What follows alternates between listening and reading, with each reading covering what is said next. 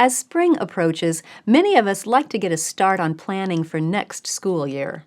Having a plan in place can be so helpful as you attend homeschool conventions and shop for curriculum. And it can also set your mind at ease so you can enjoy the summer holiday to the fullest. But as you make those plans, sometimes the lessons from this year don't end neatly, tied up in a little bow on your final day of school. Sometimes you didn't get through as much this year as you had expected to. Somehow there are more chapters in the book, or there are going to be lessons left over. What do you do then? Let's talk about how to handle unfinished resources.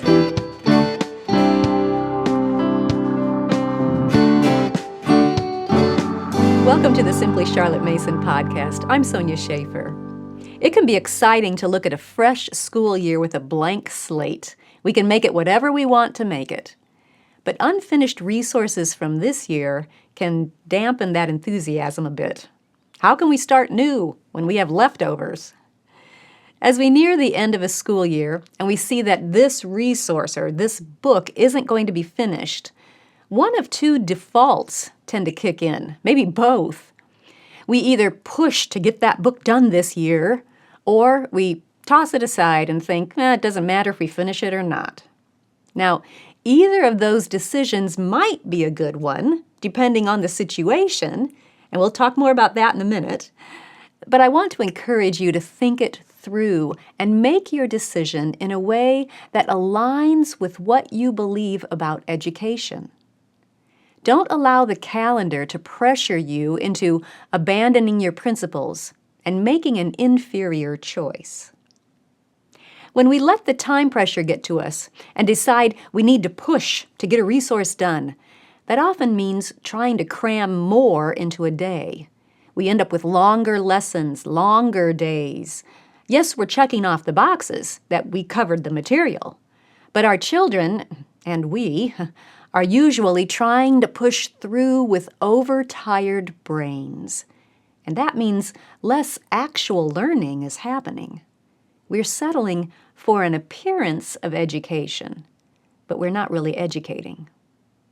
So then we think, well, I don't want to lengthen the lessons or our school days, so I'll drop other subjects, and we'll just do this one in order to finish the book. But again, that decision doesn't align with our beliefs about education. We are dedicated to giving our children a wide variety of subjects because we believe that they have the right to form relations with as many people and things and ideas around them as possible. When we slam the door on other relations in order to focus on only the unfinished one, we are limiting our students' education. We're also making it harder on ourselves and our students because that variety is what helps our kids' minds stay fresh as they go through their days. They're using different parts of the brain as they walk through that variety of studies. When we remove the variety, we remove that refreshing ease. Their brains become over-fatigued, and it becomes harder and harder to pay full attention. Cramming goes against what we believe about a good education. Pushing to finish a resource by a certain date on the calendar just doesn't align with those principles. Now, if we're talking about only a chapter or two left in a family read-aloud, that's not a big deal. You could double up and read 2 chapters an afternoon instead of just 1 chapter on that particular day. Don't lose sleep over that. But if you have several chapters or lessons left in a resource, and it will take several days or weeks of cramming in order to finish it, think twice before you start pushing to get it all done by that self-imposed deadline. It reminds me of what Charlotte Mason said in A Philosophy of Education, page 57. Boys and girls cram to pass, but not to know. They do pass, but they don't know. That's not education. That's only the appearance of education. So what should we do with unfinished resources as we make plans for the next year? First, I would recommend that you take a few minutes to look back. Before you get fixated on what's left to be done, pause and take a look at what you did get done. It may not have been as much as you hoped or planned, but you did make progress. Allow yourself to celebrate that gain.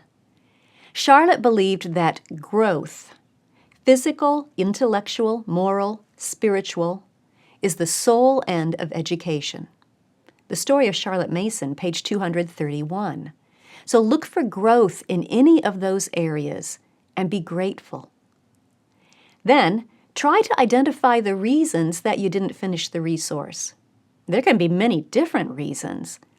It's easy to immediately just take all the blame on ourselves as parents and think that we failed. But try to look at that past year with gracious eyes. What contributed to ending the year in a different place than you had anticipated? It might have been an unexpected illness, a new baby, moving to a new house, caring for aging parents, or a child who just wasn't ready to move as quickly as you thought he would be. Or maybe you walked through a fire or a hurricane or a divorce this past year. There are myriad potential reasons why things didn't turn out exactly as you planned it 6 or even 8 months ago. That doesn't mean you're a bad planner or a bad educator or a bad parent. It simply means you can't predict the future. None of us can. But what we can do is learn from the past. If you can identify the reasons why you have an unfinished resource, you have an opportunity to grow as a person. Maybe it wasn't a big life event that derailed your plans. Perhaps you simply got distracted and forgot about that book. Or maybe you got too involved with outside commitments and allowed them to crowd out your own school plans. Or it could be the resource was for a subject that you don't personally enjoy, so you tended to avoid it. Or perhaps you inadvertently planned too much to reasonably accomplish in one school year. Do you see what I mean? There are just so many reasons and contributing factors that could have played a part in that unfinished resource that you're looking at now. If you simply move on, you'll miss a prime opportunity to grow as a person. So grab this opportunity with both hands and try to identify the reason or reasons, and then extract any personal lessons that you can from the situation. Look at it honestly, but with gracious eyes.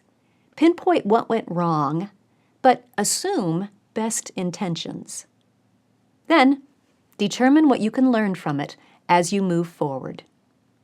You might simply reinforce the fact that life happens and remind yourself that life events can contribute important lessons and growth for your children.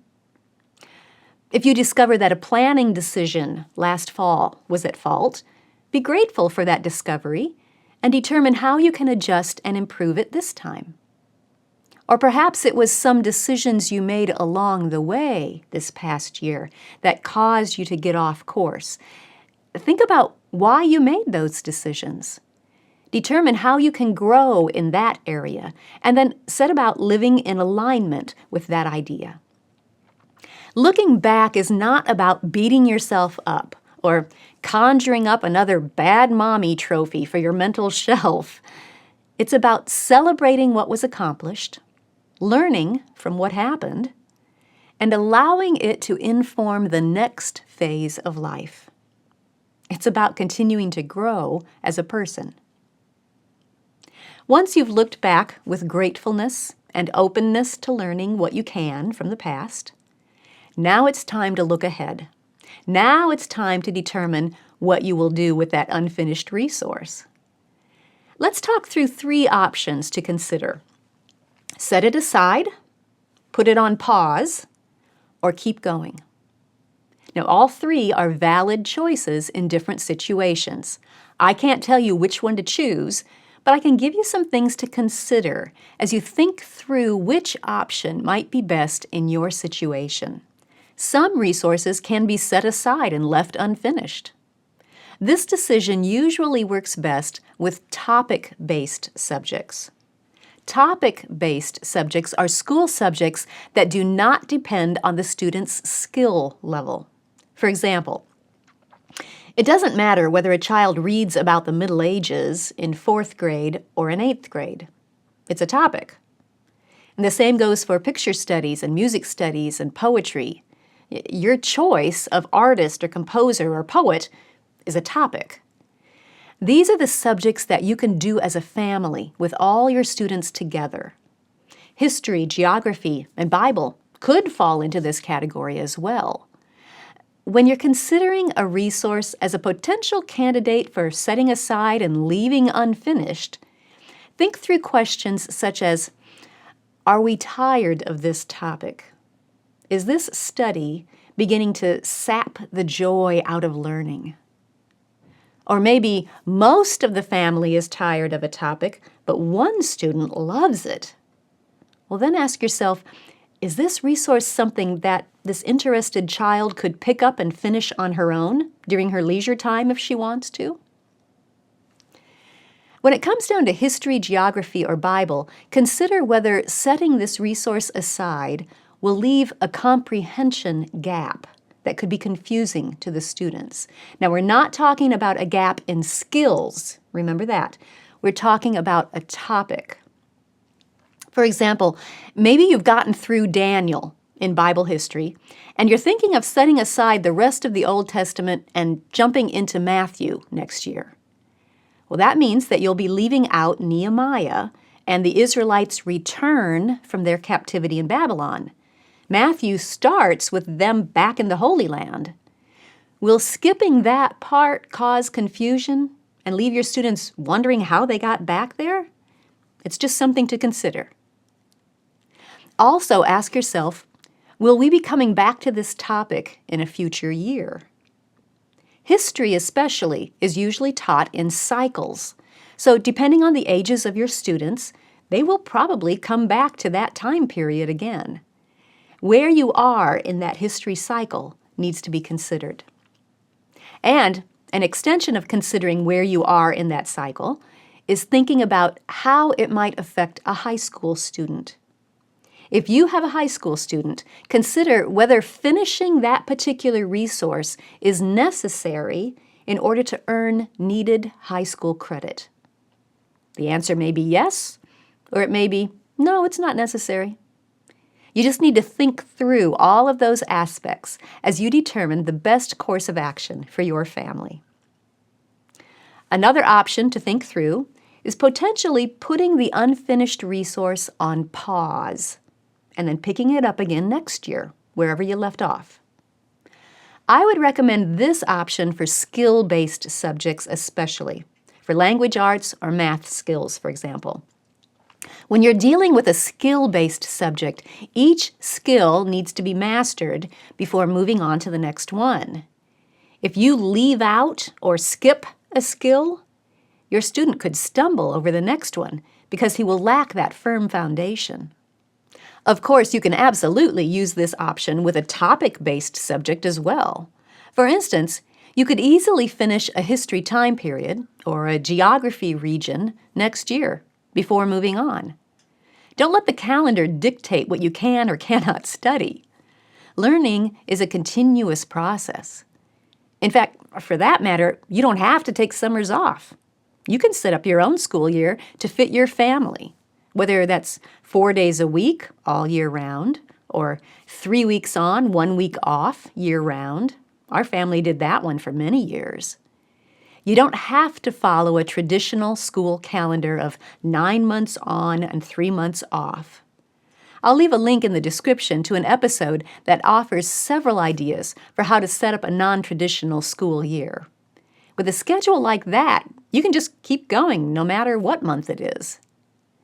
But even if you take a summer break, you certainly can put a resource on pause and then pick it up again in the fall. And I would recommend that choice especially for any skill-based subjects. All right, the third option to think through is whether to keep going with the resource and use it during the summer break. This might be an easy solution if you have just a couple of chapters left in a family read-aloud, for example. So that first week of summer vacation, you might not do regular school lessons, but you will continue reading a chapter a day for everybody during lunchtime or bedtime in order to finish that book. This option works well if you don't have too much left to do in the unfinished resource. It also works well if the resource is something that you want to keep going no matter what, something that you don't want to lapse over the summer break. A family read aloud could fit that category. You might also continue doing your scripture memory box every morning at breakfast. Or perhaps it will work better to shift that 5-minute review and recitation time to a different time of day during the summer. You'll want to keep working on habits during the summer months, but it's up to you whether you want to simply confirm and solidify the habits that you've been working on, or if you want to introduce a new one. If you're introducing a new habit, you can continue using laying down the rails for children once or twice a week to encourage and inspire that new habit. When you're pondering whether to keep going with a resource, think through whether you want that particular subject to become part of your lifestyle, part of your family culture, not just a school subject. The answer to that question can help with the decision. So set it aside, put it on pause, or keep going. All three choices are viable options in different situations. The key is to make an intentional, well-thought-through choice that will align with what you believe about education, that will reinforce the family culture that you're seeking to cultivate, and that will support your student as he continues to grow in his relationship with God, with himself, with people, and with the things around him. That's not just the appearance of learning. That's learning the Charlotte Mason way. Check the description for links to the resource that I mentioned, as well as that episode on different ways to schedule your school year. Thanks for joining me. I'll see you next time.